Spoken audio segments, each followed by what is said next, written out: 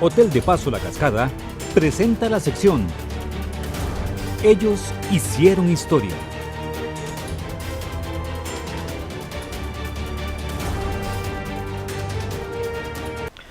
Para la sección Ellos hicieron historia, hoy nos complace presentar una historia más acerca esta vez del deporte blanco, el deporte del tenis. Hoy nos complace mucho que nos reciba aquí en su casa de habitación Nico Caló Prince. De manera que un agradecimiento por recibirnos, Nico. Muchas gracias a ustedes por venir. Pues qué bien, hombre. Nico, vamos a hablar acerca de su brillante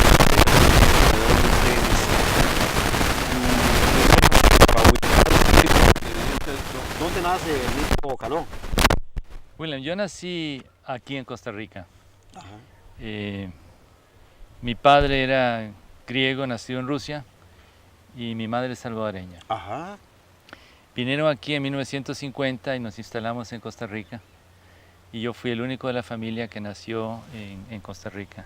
Por lo tanto, tengo obviamente pasaporte costarricense. Pero como hijo de griego también tengo derecho a tener pasaporte griego. Ajá. O sea, doble nacionalidad. Pero yo soy costarricense. Qué importante. Y muy orgulloso, por cierto. Pues qué bueno. ¿Cómo inicia Nico Caló en el tenis?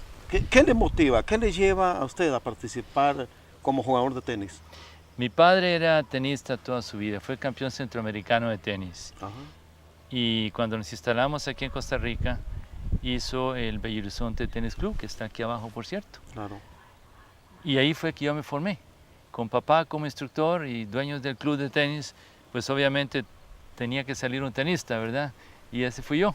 Así es como inició mi carrera deportiva aquí en el Belo Horizonte Club. A la edad de 13 años, papá vio que yo tenía cualidades para ser tenista y decidió mandarme al torneo Orange Bowl en Miami, enviado por la Federación Costarricense de Tenis. Fuimos un grupo de tenistas donde iba el exministro de la presidencia, Roberto Tovar, que jugaba tenis, que era muy buen tenista, por cierto, amigo mío, y fuimos un grupo, Los Rojas, Mario Bando y yo, y tuve la dicha en 1958 de ganar el campeonato Orange Bowl por Costa Rica a la edad de 14 años.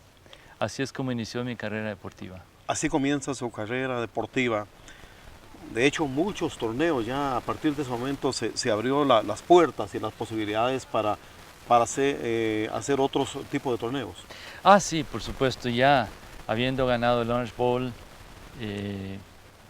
yo también sentí que tenía habilidad para el tenis, me gustó. Gané el Orange Bowl en 1960 y volví a ganar. Ya eran 2 Orange Bowl ganados para Costa Rica y eso me incentivó a profundizar más en el tenis. Entonces, a la edad de 18 años, mi padre se interesó en ver si podía sacar a su hijo un tenista profesional y me envió a Europa. A la edad de 17 años fue la primera vez y un año después, teniendo 18 años, fue un gran año para mí cuando gané el Abierto de Francia, el Roland Garros, seguido de Wimbledon un mes después. Eso fue en 1963. Nico, dicen que todas las épocas, es decir, son diferentes y lógicamente, qué sé yo, implementos, los costos, los gastos que origina la compra de deportivos, el desplazamiento a estos países. ¿Cómo hacía usted para financiarse, es decir, para financiar su participación? Bueno, como dije anteriormente, yo tenía derecho a doble nacionalidad, doble pasaporte. Entonces yo fui a Grecia la primera vez y la Federación Griega me tomó a su cargo. Ellos fueron los que financiaron mis viajes al principio. Costearon todo lo que fue hotel, comidas, transporte. Y cuando gané París y Wimbledon, ellos se dieron cuenta pues, que tenían un buen elemento ahí con mucho futuro, ¿verdad? Y siguieron financiando mis viajes hasta que me hice profesional. ¿Qué costaban los implementos deportivos en esa época que no eran quizá tan sofisticados como ahora? Ah, no. En esa época se jugaba con las raquetas de madera, las clásicas, Ajá. las Wilson, Schlesinger, Dunlop, que eran de madera, no existían los materiales nuevos que han cambiado el juego, como el titanio, la fibra de vidrio y todos estos materiales sofisticados. Era muchísimo más barato, pero la vida era mucho más barata también. Claro. Ahora esas cosas son carísimas, pero se gana mucho más. Se gana mucho más. Nico, en el aspecto económico, ¿cómo le fue en el tenis? Bueno, yo no tengo ninguna queja. Yo debo decir que Dios siempre ha estado conmigo. Qué bien. He sido bendecido. He tenido la bendición de que Dios tome bien todo lo que yo he hecho. Con eso le digo todo. En esa época se ganaba muy poco dinero. No es como ahora que los jugadores jóvenes de 20, 22 años ya están prácticamente millonarios. No, eso jamás, no existía en la época mía. La vida era más barata, se ganaba mucho menos, se disfrutaba más. Claro. Había un compañerismo que no existe hoy día. El tenis se ha comercializado mucho, pero yo no tengo ninguna queja y como le dije antes, Dios siempre me ha bendecido a mí. Claro. Nico, ¿combinaba el deporte con alguna profesión? No necesariamente, no era una profesión. Yo siempre fui una persona que se dio cuenta que el tenis era maravilloso, era un medio de ganarse la vida, hacer una pequeña fortuna, pero yo siempre le di mucha prioridad a la educación. Y como un tenista anda siempre viajando de arriba para abajo, entonces me eduqué con libros. Me gustaban los idiomas. Y de todas formas, viajar es cultura también. Por supuesto, usted lo dijo. Claro. Entonces aprendí los idiomas griego, francés, inglés, italiano y por supuesto español. Estamos conversando con Nico Caló Prince. ¿Ah? Don Nico, ¿en cuántos torneos participó entonces en el exterior? Es decir, representando a Costa Rica, incontables participaciones. Y representando también a Grecia, ¿cuánto tiempo? Esto duró desde que yo tenía 17 años hasta los 38 años. Prácticamente media vida. Sí, sí, hubieron dos títulos importantes para Costa Rica, que fue en el 58, en el 60, cuando gané el Orange Bowl dos veces. Y luego vino el Abierto de Francia y Wimbledon, que yo tenía ya 19 años. Fui campeón mundial juvenil en esa época, que fueron los años maravillosos. Y de ahí me quedé con el tenis profesional hasta la edad de 39 años. Nico, ¿has recibido por parte de autoridades deportivas costarricenses algún reconocimiento por su trabajo? Pues sí, yo no me quejo. Los periódicos, los medios de comunicación siempre mencionaban mi nombre, sacaban artículos, entrevistas, como se hace con todos los buenos deportistas nacionales. No tengo ninguna queja en ese sentido.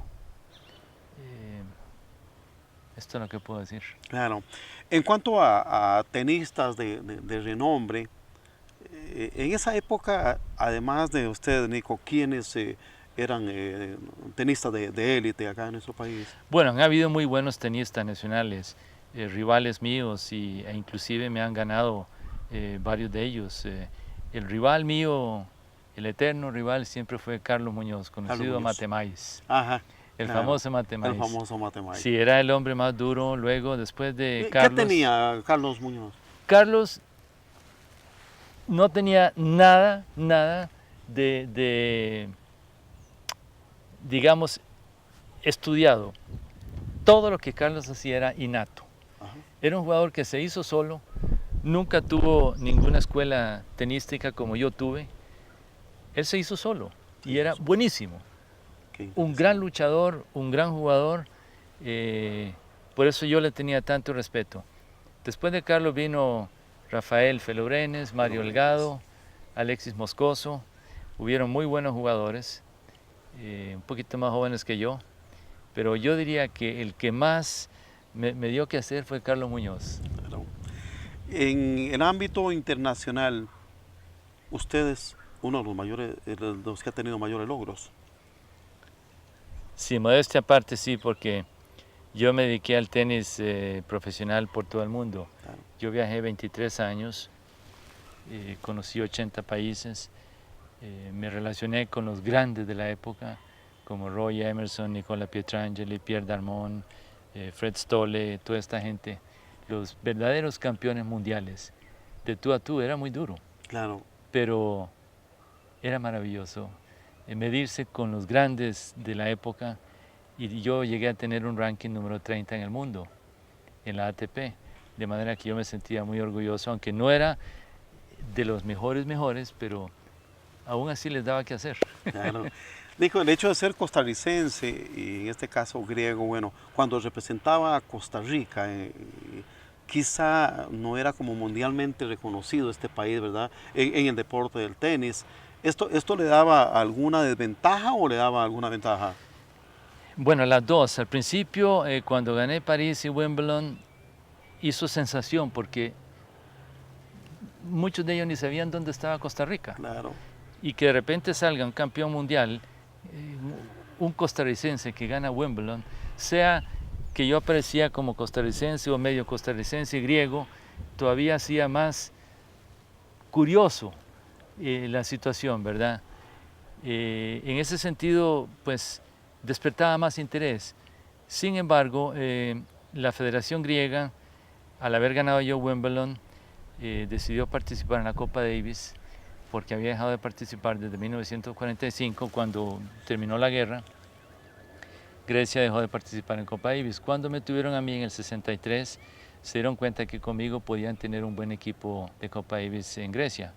Entonces se formó el equipo, nos integramos a la Federación Internacional y empezamos a jugar la Copa Davis. Ya entonces empecé a representar a Grecia, por parte de mi padre. Nico, ¿la cancha de arcilla o el césped? Arcilla, para mí sí. Yo soy europeo en ese sentido, la cancha de arcilla es mi cancha. Claro. Sin embargo, ¿Qué sucede? ¿Cuál es la diferencia? El juego es más lento, le da más tiempo de pensar a uno la jugada, es más duro en un sentido porque los partidos se prolongan más, pero es más cómodo para lo que son tobillos, rodillas, columna. Sufre mucho menos uno. En la cancha de césped como Wimbledon hay que agacharse mucho más, el juego mucho más rápido, le da menos tiempo de pensar la jugada, es totalmente otra cosa. Claro. Pero uno con un poco de entrenamiento se ajusta a los dos. Fueron muchos años dedicados al tenis. ¿La opción de retirarse cree que llegó en el momento más oportuno o cree que podía haber dado más todavía? Buena pregunta, y me gusta que me hagas esa pregunta, William, porque cuando yo hice el torneo de la amistad en el Cariari, creo que fue en el 79 y en el 80 y el 81, que yo estaba como director técnico y participante también. Ajá. Traje a Jimmy Connors. Cumplía la doble función. La doble función. Estaba con un grupo de empresarios, por supuesto, no era solo yo. Y vinieron muchos de mis colegas invitados por mí, entre los cuales venía Jimmy Connors, Guillermo Vilas, Vijay Amritraj de la India. Las luminarias. Correcto. Bueno. Y cuando el referee, que era norteamericano, hizo el cuadro y me tocó jugar contra Bill Scanlon de los Estados Unidos, que acababa de ganar el Hawaiian Open, contra Arthur Ashe y John McEnroe, y me tocó a mí, pues yo no estaba nada contento, ¿verdad? Porque era un tremendo rival. Y sin embargo le gané yo en la primera vuelta, en 2 sets. Entonces mis compañeros me dijeron, pero Nicky, ¿qué estás haciendo aquí en Costa Rica? ¿Por qué no vienes otra vez al circuito si estás jugando mejor que nosotros? Interesante, ¿verdad? Pero no, yo ya estaba cansado, ya tenía 27 años de andar en el circuito y pues todo tiene su momento en la vida. ¿Cómo se produce ese retiro? ¿Hubo algún homenaje de retiro o se retiró de una manera silenciosa también? De una manera silenciosa, simplemente yo anuncié a la Federación de Grecia que ya quería parar un poco el ritmo y quería establecerme otra vez en Costa Rica. Yo siempre me he considerado tico y amo este país. Aquí me voy a quedar, mi esposa es tica, mis hijas son ticas, yo vivo aquí, estoy feliz y creo que tomé una decisión correcta. Todo tiene su momento en la vida y hay que saber aceptar los momentos que llegan porque uno no es eterno, Claro. ni las cosas son eternas. Nico, ya que su papá fue tenista, usted de los grandes tenistas también, ¿se perfila dentro de sus hijas alguna de las muchachas también No, en el para nada. tenis? No, ellas son buenas estudiantes. Sí, Ya están para ingresar a la universidad, ya van para 20 años. Amilca y Catarina, las que usted acaba de claro. conocer, las gemelas.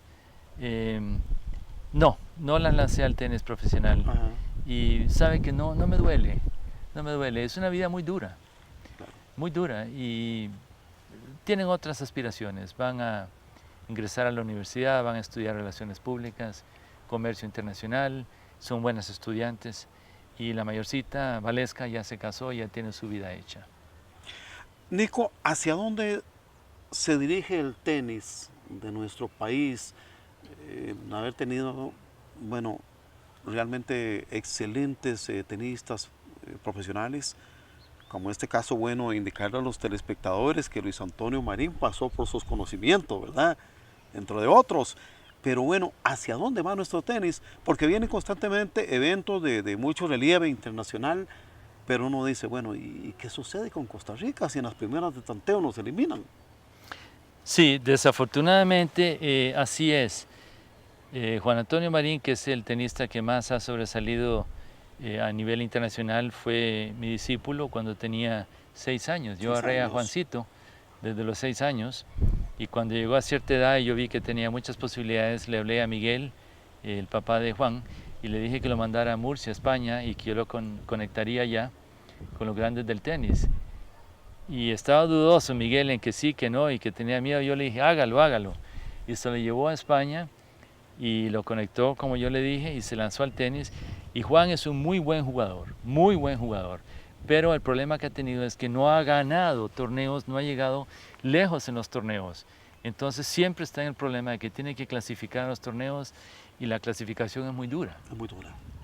Entonces Juan no ha sobresalido en posición, a pesar de que es un buen jugador. El problema que tenemos en Costa Rica es que mientras no tengamos una federación que tenga medios económicos para tener muchas canchas públicas, entrenadores, una organización verdaderamente profesional para producir talentos, porque hay muchachos que tienen habilidad para el tenis, Claro.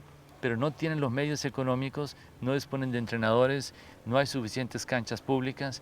Entonces, ¿cómo van a formar talentos, campeones, si no hay dónde trabajar y quién los forme? Eso ha sido el problema eterno de Costa Rica. Desafortunadamente, el tenis nacional en este momento está muy mal. Nico, ¿es caro practicar el tenis? Es caro, obviamente, si uno se va a los clubes privados, ¿verdad? Claro.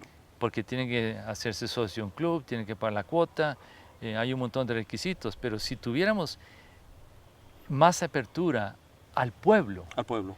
que se haga un deporte masivo y no tan elitista, yo estoy seguro que Costa Rica podría tener muy buenos tenistas. En esto quizá las autoridades que manejan el deporte de nuestro país, porque lastimosamente, Nico, aquí hay que reconocer, quizá el fútbol es el que acapare la mayor parte de dinero, ¿verdad? Bueno, sí, el fútbol siempre ha sido el deporte del pueblo, es un deporte masivo, pero eso no quita que el tenis no se pueda abrir más.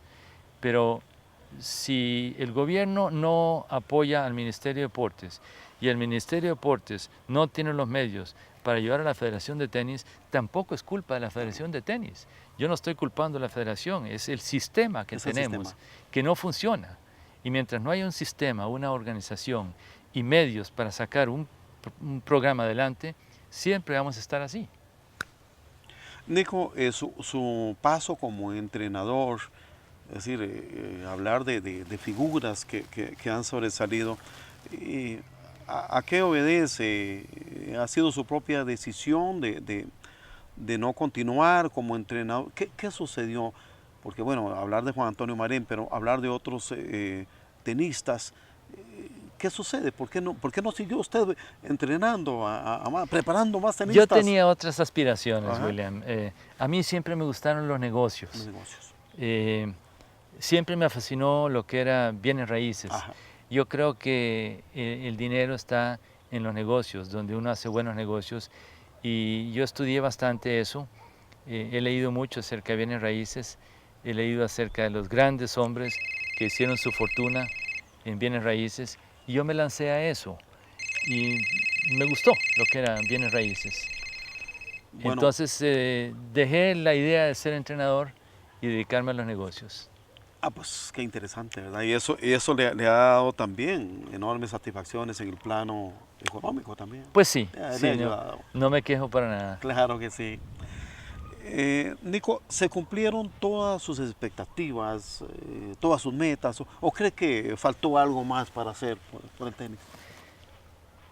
En cuanto a mi vida personal, Sí. yo creo que son pocos seres humanos que pueden decir que han tenido la vida que yo he tenido.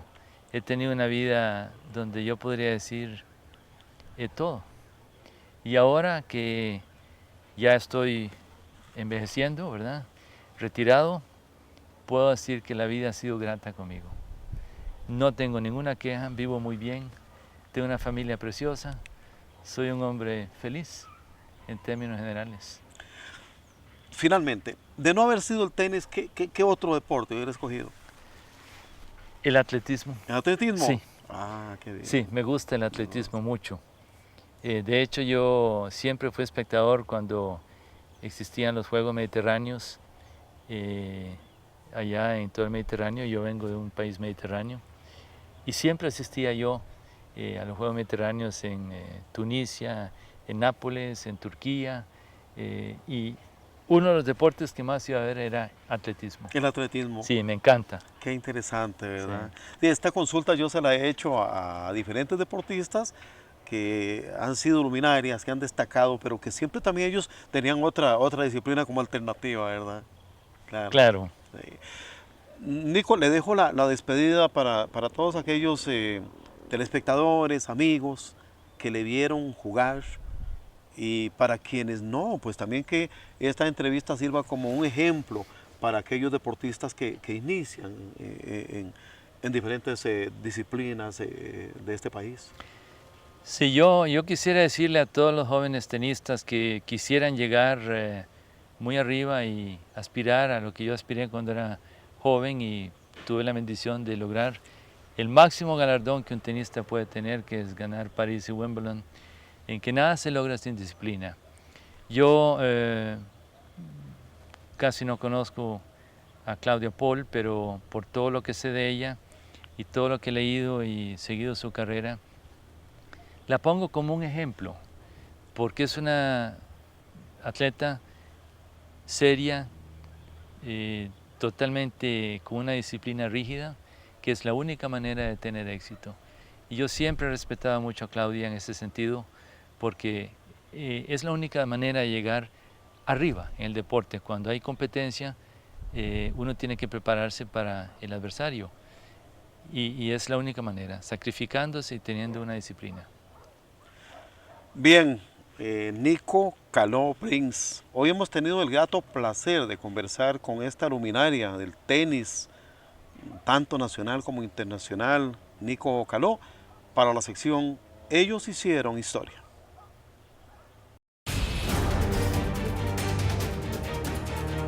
Hotel de Paso La Cascada presentó Ellos hicieron historia.